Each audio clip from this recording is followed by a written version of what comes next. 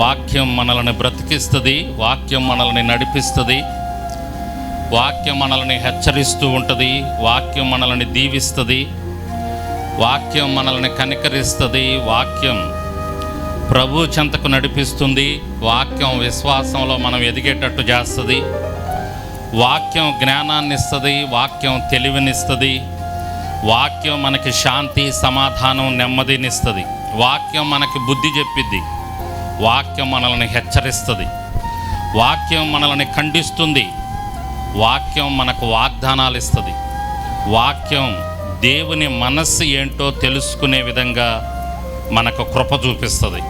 దేవునికి స్తోత్రం. ఎన్ని చెప్పాను లెక్కేశారా? ఏమన్నా ఎన్ని చెప్పాను లెక్కేశారా? ఏదో చెప్పుకుంటా పోయా, మీరు ఎంట పోయారు.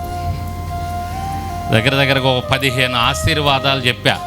వాక్యం శ్రద్ధగా వినటం ద్వారా 15 ఆశీర్వాదాలు మనం పొందుకుంటాం.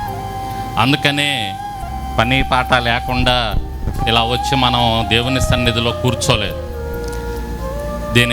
దీని వెనక మనకి ఎన్నో ఆశీర్వాదాలు దాగి ఉన్నాయి, ఎన్నో దీవెనలు దాగి ఉన్నాయి.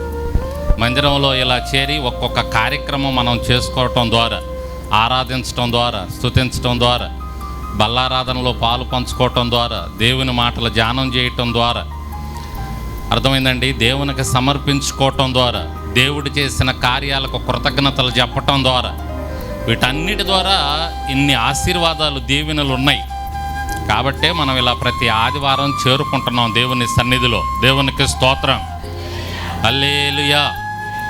కాబట్టి దేవుని సన్నిధిని నిర్లక్ష్యంగా ఉండకుండా కొంచెం మనస్సు దగ్గర పెట్టుకొని నిలకడగలిగిన మనస్సుతో జాగ్రత్తగా దేవుని కార్యక్రమాల్లో పాల్గొంటూ ముందుకు వెళితే దేవుని కృప తప్పకుండా మనకు తోడుగా ఉంటుంది. హల్లెలూయా.